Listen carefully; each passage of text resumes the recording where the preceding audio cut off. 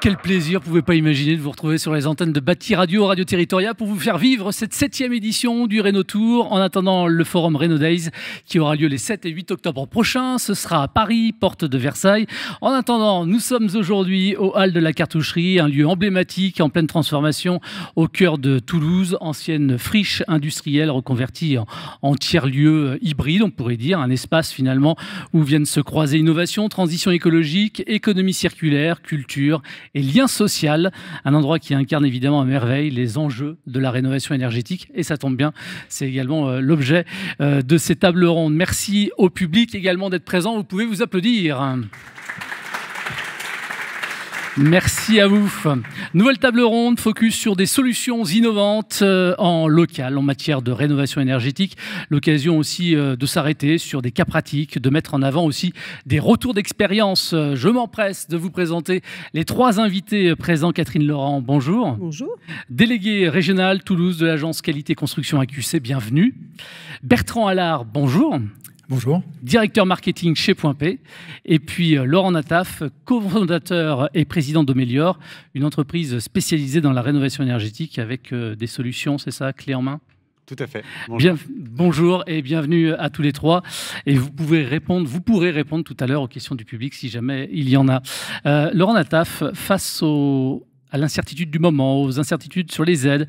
Comment est-ce qu'on peut redonner comme ça confiance aux particuliers et comment travaillez-vous, vous, avec les pros? Alors, redonner confiance, c'est compliqué. On vient encore une fois d'en subir les conséquences. Nous, on a pour habitude, justement, en fait, on a l'ambition d'être un interlocuteur unique, que ce soit pour les particuliers, que ce soit pour les professionnels, pour justement leur simplifier les différentes démarches, l'obtention des aides, que ce soit les certificats d'économie d'énergie ou bien MaPrimeRénov', pouvoir en fait gérer toute cette partie administrative, mais également toute la partie financière qui est le financement et l'avance de ces différentes aides. Le but étant de les alléger au maximum pour qu'ils puissent se concentrer sur leur cœur de métier, qui est vraiment réaliser des chantiers dans les règles de l'art. Et le but pour nous, c'est justement de pouvoir les accompagner. Mais ce qu'on vit, alors clairement aujourd'hui, c'est pas forcément une immense surprise, parce que ça fait une dizaine d'années que je suis dans la rénovation énergétique et une dizaine d'années que tous les 6 mois, on a des grands changements. Alors là, c'est un petit peu violent, mais c'est clairement ce qui nous manque, c'est-à-dire une vision beaucoup plus à long terme pour savoir en fait dans quelle direction aller pour accompagner un maximum de particuliers et bien sûr un maximum de professionnels pour justement massifier la rénovation énergétique. Mais ce qu'on a appris hier, qui semble être confirmé aujourd'hui, est-ce que ça remet en cause même clairement l'activité que vous menez aujourd'hui? Ça remet en cause une partie de l'activité évidemment. Pour vous donner un exemple très simple, Omelior depuis presque 1 an est en pleine création en fait, d'une plateforme de financement des aides de MaPrimeRénov'. On est associé à une grande banque française pour justement réaliser ces avances de financement. On réalise également l'ensemble du montage de dossiers administratifs. Donc, on vient de recruter une dizaine de personnes pour juste faire du montage de dossiers administratifs pour notre réseau de professionnels, donc d'environ 300 professionnels, pour les accompagner. Donc oui, ça remet en cause toute cette offre. Tous les investissements qu'on a pu faire sur les 12 mois derniers, on nous dit qu'on reprendra peut-être en fin d'année, d'après ce que je viens de lire. Mais on peut pas, en fait, on va être obligé malheureusement de stopper cette partie de l'activité pour, on l'espère, après peut-être rebondir sur d'autres dispositifs si par exemple ils décident de relancer la partie C2E qui a été mise un petit peu de côté depuis début de 2024. Oui, ça c'est une revendication que vous avez d'ailleurs. Nous, en fait, on veut juste avoir quelque chose de pérenne dans la durée sur lequel on puisse s'investir. Dans lequel on puisse nous s'investir, bien sûr, investir sur nos process, mais aussi investir sur nos outils, sur notre communication. Aujourd'hui, on vit des stop and go. En moyenne, depuis 10 ans, j'avais fait le compte, c'est tous les 6 mois, j'ai vécu une vingtaine de stop and go depuis le début. Et à chaque fois, il faut savoir se réinventer, il faut savoir, en fait, limite recommencer à zéro. Donc, pour une entreprise comme la nôtre, on a vraiment envie de conquérir le marché, on a vraiment envie de prendre une place importante. C'est compliqué. C'est compliqué d'investir, c'est compliqué de recruter, c'est très compliqué. Alors, vous portez une approche clé en main, c'est ce qu'on disait. Vous êtes également un guichet unique de la rénovation énergétique. Qu'est-ce qui la rend innovante, finalement, dans un marché qui reste encore morcelé, quand même? Dans ce marché, en fait, ce qui rend innovante notre offre, c'est d'avoir justement ce côté interlocuteur unique. C'est-à-dire que quand on est un professionnel, on peut s'adresser en fait à son contact chez Omelior pour avoir toutes les informations sur les aides disponibles, pour qu'un agent de chez Omelior l'accompagne sur le montage du dossier, tous les documents dont il va avoir besoin, sur également le choix du matériel qui soit adéquat chez ce client-là aussi, sur les formations. Et l'idée, c'est qu'en fait, le pro ne s'embête plus en fait à essayer de comprendre lui-même, parce que ça change tout le temps, et qu'il ait en fait un seul contact qui lui permet en fait d'avancer sereinement sur ses chantiers. Ouais. Un interlocuteur unique pour que ce soit plus fluide derrière. Exactement. Et autour de ça, si on veut parler d'innovation, le but aussi de pouvoir lui fournir un maximum d'outils tech qui vont lui permettre en fait de faciliter également son métier. Donc je vous parlais d'une plateforme de financement qui a été montée, qui est extrêmement simple d'utilisation, où nos professionnels vont simplement rentrer certains documents pour obtenir leur financement, C2E ou MaPrimeRénov'. Également un simulateur généré par de l'intelligence artificielle qui va pouvoir piocher dans la donnée publique, les DPE, et prendre un maximum d'informations pour pouvoir faire en fait une sorte de pré-étude du dossier avec toutes les informations disponibles en ligne, qui permet en fait d'avoir un pré-projet en quelques minutes, qui est accessible directement à des particuliers, aussi à des pros. Donc on essaie justement de simplifier le travail du professionnel et aussi l'approche vers le particulier. Il s'agit de fluidifier en quelque sorte le parcours client. Complètement. En fait, il faut que ce soit simple pour tout le monde, il faut que ce soit lisible. Et vraiment, je mets dans le même bateau les pros et les particuliers, parce que c'est parfois très flou pour tout le monde. Donc le but, c'est que ce soit extrêmement visible, extrêmement simple. On fait une simulation, on a le montant des aides qui est associé à ça, et puis ensuite on a une équipe qui travaille avec nous pour monter le dossier, pour obtenir justement ces fameuses aides. Alors vous parlez souvent, parce que c'est pas la première fois qu'on se voit, Laurent, mais de rénovation d'ampleur. Est-ce qu'on peut partager comme ça un cas concret, je sais pas, sur Toulouse, en Occitanie, ou en tout cas dans la région? Alors moi, il y a des cas que j'aime beaucoup, c'est-à-dire que oui, dans un cas de rénovation d'ampleur, pour vous donner un cas particulier, qui est le cas, on va dire, peut-être le plus rentable pour un particulier, partons sur un foyer qui est couleur bleue au sein de l'ANA, donc c'est les revenus les plus faibles, donc qui peut bénéficier jusqu'à 90% de prise en charge justement par l'ANA, et sur un saut de 4 classes, donc c'est vraiment une grosse rénovation. On va faire donc changement de chauffage, système d'eau chaude, isolation des murs par l'intérieur ou par l'extérieur, isolation du toit, changement des fenêtres, VMC. Donc c'est vraiment un énorme package de travaux qui va coûter aux alentours des 70 000 €. Donc là, on a un bien qui va prendre de l'ordre de 15%, une consommation qui va baisser de l'ordre de 60%, et on va avoir 70 000 € de budget pour ce type de travaux en moyenne, je parle bien sûr. Et là, l'ANA va financer jusqu'à aujourd'hui en tous les cas, jusqu'à 63 000 € pour le particulier. Donc pour quelqu'un qui a des revenus extrêmement faibles, pouvoir bénéficier de ces 63 000 €, avoir un reste à charge de l'ordre de 7 000 € qui peut être accompagné par un financement, parce que par exemple, on propose chez Omeller, pour aller plus vite avec une banque française, on propose du prêt à 0%, à taux à 0%. On va prendre nous-mêmes en charge les intérêts pour faciliter justement l'accès au financement pour les particuliers qui ont des faibles revenus. Au final, ces mensualités, généralement, si on s'en sort plutôt bien, seront couvertes par les économies sur les factures réalisées, notamment s'il est chauffé au fioul avant ça. Si on parle des spécificités de la région, par exemple, est-ce que vous intégrez le confort d'été pour faire vos recommandations, notamment dans la première recommandation, le confort d'été fait vraiment partie en fait de la rénovation énergétique. C'est-à-dire quand il fait trop chaud en été, c'est quasiment en fait aussi pénalisant que quand il fait trop froid en hiver. Donc en fait, le secret est très simple. Ça passe toujours, que ce soit pour le froid ou pour le chaud, par l'isolation. Donc quand on va monter un projet avec Omeller, le but premier, c'est qu'on va d'abord toujours étudier l'enveloppe de la maison. Avant de parler de chauffage, avant de parler d'eau chaude, avant de parler de quelconque sujet, c'est d'abord l'enveloppe, évidemment avec la ventilation, mais c'est d'abord l'enveloppe. Donc on commence toujours par isoler une maison. Pour confort d'été ou confort d'hiver, on commence par là. Et même très souvent, on se retrouve avec des particuliers qui, après avoir réalisé toute l'isolation de la maison, ça baisse leur consommation de gaz s'ils sont au gaz, et puis ils se disent au final je paye moins de gaz, peut-être que je vais pas changer de système de chauffage. Mais en fait la première solution au problème de rénovation énergétique doit toujours commencer par l'enveloppe de la maison. Je me tourne vers vous, Catherine Laurent. Je rappelle que vous êtes déléguée régionale de l'agence Qualité Construction AQC. Est-ce qu'on peut rappeler justement le rôle d'AQC? Est-ce que vous faites ici, notamment en région Occitanie? Oui, alors l'AQC, l'agence Qualité Construction, qui est l'observatoire de la qualité de la construction, mais également de la non-qualité. C'est par ce biais qu'on voit la qualité. J'aimais bien votre question sur la confiance, rétablir la confiance, et moi je ne la mettrai pas sous l'axe financier, parce que ce n'est pas l'approche que nous avons, voilà, et plutôt sous l'axe de la qualité des travaux, parce qu'on parlait des éco-délinquants qui se sont pris de l'argent, mais surtout le problème c'est qu'ils ont mal travaillé, essentiellement, parce qu'encore ils auraient fait des travaux de qualité, mais les travaux n'étaient pas de qualité. Et la rénovation énergétique, finalement, elle n'est pas si vieille que ça, à l'échelle de la vie des entreprises et de la compétence et de l'approche marché. Et là-dessus, il a fallu aussi se mettre autour de la table par rapport à cette confiance technique, de la réponse technique qui est apportée, à cause aussi des éco-délinquants qui ont un petit peu parasité la confiance des consommateurs sur le fait d'avoir, est-ce que ça va être bien fait, est-ce que ça va être efficace, voilà. Et on s'est mis autour de la table avec les 16 organisations professionnelles qui nous ont confié à l'agence qualité construction, par sa vision de la non-qualité aussi, un programme qui visait à dire quels sont les référentiels de la rénovation, parce qu'on ne rénove pas comme on construit, c'est particulier, et la rénovation énergétique qui plus est, avec l'offre globale, avec l'offre lot par lot, avec les interfaces à gérer. Et on a dit mais quels sont les référentiels, quels sont les éléments, comment communiquer, comment informer les clients, comment informer aussi des artisans, comment informer les plus jeunes, les nouveaux entrants dans le métier sur cette notion de performance de travaux. Et donc on a référencé comme ça sur un site. Comme vous parlez d'un site internet, nous c'est un site purement technique, purement avec l'approche technique, où on a mis tout dans le même package, les ressources du CSTB, du CEREMA, de l'ADEME, de l'ANA, de l'AQC, qui a fortement travaillé à la mise en place de référentiels. Ce site s'appelle ProRéno. Peut-être que ce serait bien sur votre site qu'il y ait une référence à ProRéno, en tout cas que vous alliez chercher l'info. C'est un site internet, documentaire, où il y a tout un... toutes les références, en tout cas, en lien avec la rénovation énergétique. Alors, si je prends l'exemple, c'est des parcours, faites un parcours artisan. Oui, quel type de ressources on va trouver, on peut rentrer. Alors, on peut rentrer avec la casquette MAR, on peut rentrer avec la casquette architecte, on peut rentrer avec la casquette maître d'œuvre, artisan, industriel.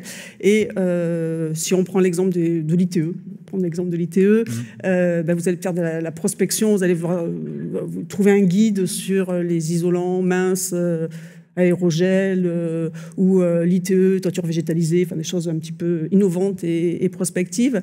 Vous allez pouvoir faire votre diagnostic avant travaux avec des fiches d'autocontrôle qui sont mises à disposition. Il y a même une application pour faire des fiches d'autocontrôle sur site avec des photos, enfin un truc assez ludique, assez sympa. Vous allez faire votre prescription avec tout un ensemble de référentiels techniques, les règles professionnelles, les recommandations professionnelles, tous les guides d'application dans la rénovation. Également la partie travaux, réalisation de travaux, il y a des tutos, il y a des vidéos, il y a des petits calepins, des mémos de chantier, des choses très didactiques pour les artisans, pas mal de vidéos, peut-être que certains ont participé aux vidéos, et puis la partie réception, la partie entretien maintenance, où vous aurez tout un ensemble d'éléments. Vraiment, on va balayer tout le parcours artisan sur des lots de travaux, et on peut trouver toute la ressource. Elle est concentrée à cet endroit. Voilà. Et vous avez un exemple ici, par exemple, en Haute-Garonne ou en région Occitanie, où ProRéno a été utilisé avec succès sur un vrai chantier? Ce qui était intéressant, on a travaillé avec les CAPEB, les FFB, avec Calibat.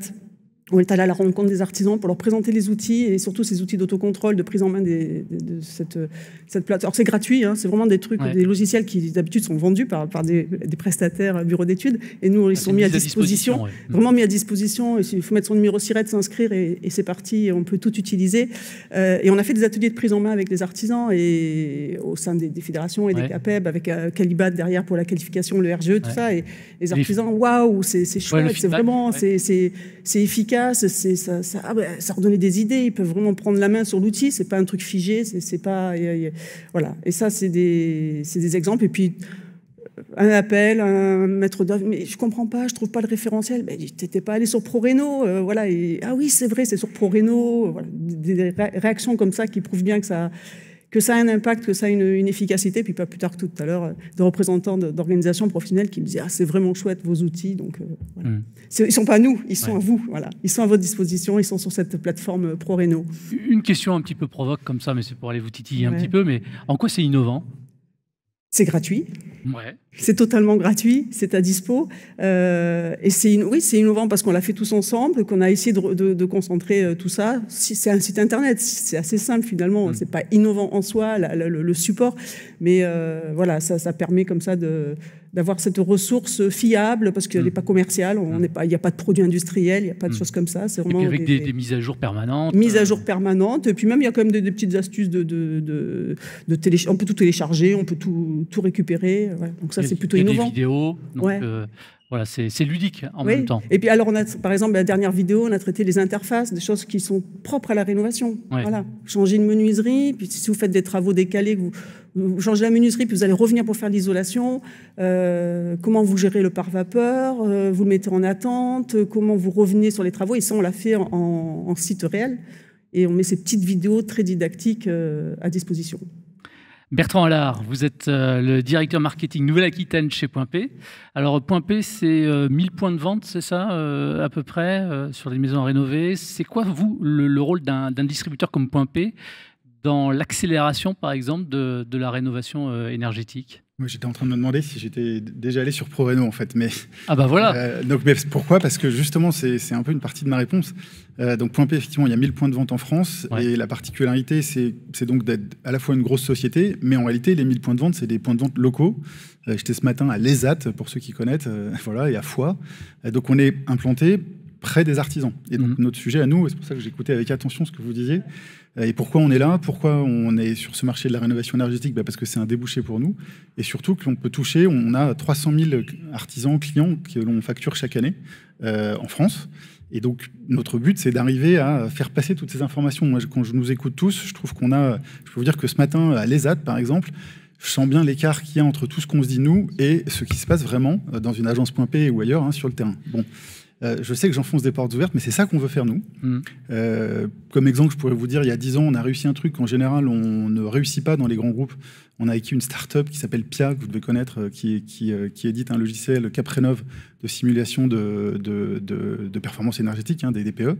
Et en général, ça ne marche pas, les acquisitions de start-up. Bon, là, ça a marché. On continue d'éditer ce logiciel et qui avait pour but d'aider un artisan à faire une première simulation de la performance thermique d'un bâtiment pour lui permettre de proposer de bonnes solutions permettant d'améliorer cette performance à son client final. Donc ça va de ce genre d'exemple qu'on a fait il y a 10 ans à plus récemment des choses toutes bêtes, alors qui se rapprochent peut-être de ce que vous faites, mais on n'arrivait pas à faire passer les informations un peu techniques sur des solutions comme l'ITE ou l'ITI, des trucs hyper finalement simples, à nos clients. Et ce que l'on fait, depuis l'an dernier, on a simplement utilisé la réalité virtuelle avec des casques. Bon, c'est pas, vous êtes venu avec? C'est pas la révolution. Non, je l'ai pas apporté. Ah, mais vous connaissez tous en fait. Ouais. Et on a décliné plein d'ouvrages. Donc ça, c'est pas ultra innovant. Et en fait, après, on fait quelque chose d'assez basique. On fait un roadshow. Donc on va dans plein de villes. Là, on va y être en octobre à Gaillac, à Cournanterral. On va dans des endroits pour essayer de vraiment porter le message. Le plus simple, c'est de la technique pour l'instant. Quels sont les produits à utiliser? Une aide au diagnostic de performance énergétique. Et j'avoue que, pourtant, ça fait maintenant plus de 10 ans qu'on a un programme C2E. On n'est même pas allé sur MaPrimeRénov'. Mais en fait, on n'en parle quasiment plus. C'est-à-dire qu'on se rend compte qu'il y a un écart, mais alors je n'ose même pas vous donner les chiffres, mais entre les 300 000 clients qu'on facture par an et le nombre de clients qui sont enrôlés dans notre programme de C2E, il y a plusieurs zéros de moins. Et je pense que les aides, je l'ai entendu, font des distorsions permanentes d'informations, on vient de le vérifier en live, et des distorsions d'appréhension du marché, en fait. C'est-à-dire que ça perturbe quasiment le marché, je trouve.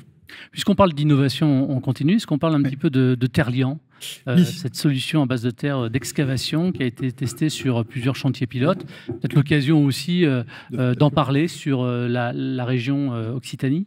Oui, alors c'est vrai que j'étais plutôt je parlais là d'innovation un peu service dans ce que l'on propose en plus de notre métier de base, nous qui est de distribuer des produits. Et alors un peu en plus de la distribution de produits, il se trouve que chez Point P, nous avons aussi des usines. Et puis c'est vrai aussi qu'on fait partie d'un grand groupe industriel qui s'appelle Saint-Gobain.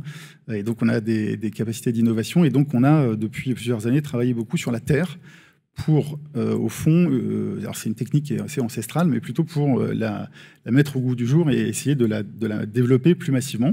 Donc ça s'appelle Terlian, je fais un petit coup de pub. Voilà, c'est vraiment de la terre d'excavation dont on mesure la granulométrie, on y ajoute un liant bas carbone, des fibres végétales, et ensuite on a plutôt deux types d'applications, soit de la terre projetée, dans des ossatures bois, soit, là, on vient de lancer, et c'était intéressant, on parlait un petit peu à l'instant de confort d'été, je ne sais plus qui en parlait, et en fait, précisément, l'intérêt de la terre, et là, on a développé des carreaux, voilà, qui permettent de rénover et d'apporter dans les bâtiments du confort d'été. Je trouve que c'est important, parce que dans tout ce qu'on disait là sur pourquoi la réno énergétique, il y a un truc qu'on n'a pas trop dit, c'est clair de rien, on habite dans les bâtiments et ça apporte du confort en fait, au-delà des économies et de la limitation des émissions de CO2, tout ce qu'on a dit, il y a vraiment le confort pour l'habitant qui me semble être, je crois que Jean-Pascal parlait de désirabilité, c'est quand même pas mal de se dire que pour accélérer la rénovation énergétique, il faudrait qu'on arrive aussi à ce qu'il y ait une sorte d'engouement. Et je trouve que le confort est un bon argument. Donc c'est un des principaux points qu'on met en avant de Terlian, c'est finalement ce confort apporté notamment en confort d'été. Et vous avez des chantiers tests dans la région? Alors on a même fait des formations là, à Toulouse avec les compagnons. On a des chantiers tests qui vont démarrer là, en carreau, justement. C'est les premières réalisations qu'on aura. Et on a fait il y a quelques temps de la projection là, en ossature-bois. Et sur le confort d'été, est-ce que vous agissez là aussi? Eh ben oui, donc c'est sur ce thème-là, je trouve pour être honnête, on essaye de le mettre davantage en avant dans la manière dont on en fait la promotion, pour que nos clients artisans, parce que nous on est un distributeur professionnel, donc essentiellement aux artisans, pour qu'ils puissent le mettre en avant vis-à-vis de leurs propres clients. C'est-à-dire au-delà des classes ABCDEFG et autres, quel confort je vais vous apporter avec les techniques que j'utiliserai dans le chantier que je réalise pour vous. Alors, dans un instant, on va aller se tourner vers le public pour voir s'il y a des questions qui peuvent se poser au gré de vos différentes interventions. Mais effectivement, je vous repose la question à tous les trois parce que c'est le fil rouge de ce Rénotour. Comment est-ce qu'on fait si... on peut parler encore des aides, bien évidemment, mais en dehors des aides aussi. Comment est-ce qu'on fait pour accélérer, selon vous, cette massification d'une rénovation énergétique d'ampleur? Laurent? Le but premier, si on veut massifier, c'est qu'il faut évidemment inciter les gens à faire des travaux. La meilleure solution qui avait été trouvée jusqu'à maintenant, c'est évidemment des aides financières qui vont permettre de réduire la facture des travaux. Après, on peut parler de plein de solutions. Il y a l'éco-PTZ, il y a la TVA réduite, il y a plein de choses en fait qui permettent d'y arriver. Aujourd'hui, en fait, on se rend compte, en tout cas chez nous, on se rend beaucoup compte aussi que la partie financière est très importante puisque les gens qui ont le plus besoin de rénovation énergétique sont souvent les gens qui ont les revenus les plus faibles. Et donc ceux qui ont un pouvoir d'achat trop faible en fait pour commencer des travaux aussi lourds, puisque même si on y va lot par lot et petit à petit, c'est quand même assez compliqué, ça reste des travaux très coûteux. Ce qu'il faudrait très clairement, c'est avoir en fait des dispositifs qui regroupent certainement plein de choses différentes, donc de l'éco-PTZ, un petit peu d'aide publique, un petit peu d'aide privée, un accompagnement administratif, etc., qui permettent surtout en fait de pouvoir investir sur l'avenir, puisqu'en fait on ne pourra pas aider les gens si on nous change de règles tous les 6 mois. C'est surtout ça en fait qu'on porte depuis très longtemps, mais apparemment, malheureusement, nos pouvoirs publics l'ont pas très bien compris. Catherine Laura, comment est-ce qu'on fait pour accélérer cette massification? Alors, je veux bien qu'on la massifie. Il faut la massifier, mais de qualité. Et puis, ce matin, il y avait des échanges sur les copropriétés. Les copropriétés s'organisent. On voit qu'il y a des dispositifs qui se mettent en place collaboratifs pour faire une offre de travaux qui tiennent la route. Donc, je crois qu'il faut aussi adapter en fonction du marché pour massifier. Chez le particulier, c'est plus compliqué. On l'a vu, les aides, ça a été évoqué dans la première table ronde. L'État, s'il prend sa place, s'il considère que c'est un enjeu de société, il faut qu'il l'exprime. Si ça reste dans la sphère privée, ça sera plus compliqué de massifier efficacement. Ça peut être aussi via des solutions techniques, de trouver aussi des bonnes solutions techniques qui fonctionnent en fonction des bâtis. Donc là aussi, il y a pas mal d'études qui ont été faites, adaptées aux bâtis, et on retrouve ces résultats sur notre site, qui a déjà été vu par 1 400 000 personnes. Donc, empressez-vous d'y aller. Oui, c'est clair. Vous rappelez l'adresse d'ailleurs? ProRéno. Moi, je crois que vous l'avez en plus, ça défile dans le truc. Voilà, ProRéno. Super. Bertrand Allard, comment est-ce qu'on fait pour accélérer cette massification? Pourquoi vous faites cette tête-là? Non, parce que je n'ai pas d'idée lumineuse. Je me disais que je ne vais pas paraphraser tout ce qu'on a dit sur les aides. Il y a peut-être quelque chose qu'on pourrait se dire, c'est qu'on pourrait passer des systèmes d'aide incitative à des systèmes plus coercitifs. Il y a quand même d'autres domaines de la société où on est dans des obligations, en fait. Bon, c'est histoire de ne pas répéter tout ce qui a été dit avant. Donc, pourquoi pas des choses qui soient plus obligatoires, en fait, et réglementaires, il me semble. Et puis, on l'a aussi dit, mais je trouve que ça, c'est quand même une bonne voie. On l'avait au moment de Batimat, c'était un souhait comme de pas mal d'acteurs de la filière, c'est le financement privé quand même. Là, clairement, et ça arrive, en fait. Les banques, là, moi, je reçois moi-même des pubs là-dessus, de ma propre banque, sur des prêts à la rénovation énergétique qui sont parfois à des taux préférentiels. Voilà, donc je trouve que nous, on le teste en ce moment avec quelques clients dans notre programme pour proposer en fait une plateforme de financement, mais pour le coup de financement privé, en fait. C'est-à-dire qu'on offre tout simplement des accès au crédit pour que le client pro puisse facilement faire cette proposition à son client final. Et il me semble que là, il faut aussi que ces choses-là soient plus faciles en fait, dans la partie financement privé. Vous parlez d'acteurs privés, vous aussi, en fait, vous vous associez avec une banque? Une banque, est-ce que vous disiez, pour justement pouvoir avancer les aides, parce que c'était le sujet des délais. Après, encore une fois, le problème financier, si on en parle, puisqu'en fait, les aides pour les hauts revenus, quand on parle des roses et des violets, c'est pas forcément ce qui sera le plus incitatif. les aides servent surtout pour les personnes qui ont des faibles revenus. Et c'est eux qu'il faut le plus accompagner. En tout cas, on se rend compte, puisque vous parlez de quelque chose de très intéressant, c'est qu'on habite dans les logements, qu'il y a la partie confort, mais il y a plus que le confort. Nous, on découvre en fait des familles parfois où on habite dans des maisons qui sont quasiment pas habitables, où on a des murs qui sont rongés par l'humidité, où on a en fait des trous dans le toit où il y a zéro isolant, des vieilles fenêtres. Donc en fait, il y a aussi un sujet social qu'il faut porter. Et c'est vrai que ce qu'il faut porter, si on parle vraiment de la partie financière, il faut aider les plus précaires en fait à pouvoir l'obtenir.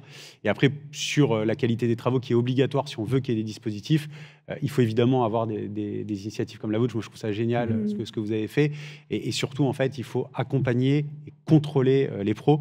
À partir du moment où il y a de l'argent public ou même de l'argent privé, en tout cas des aides qui arrivent sur le marché, il faut que ce soit contrôlé. Évidemment. Et dans 100% des cas, pas un échantillon.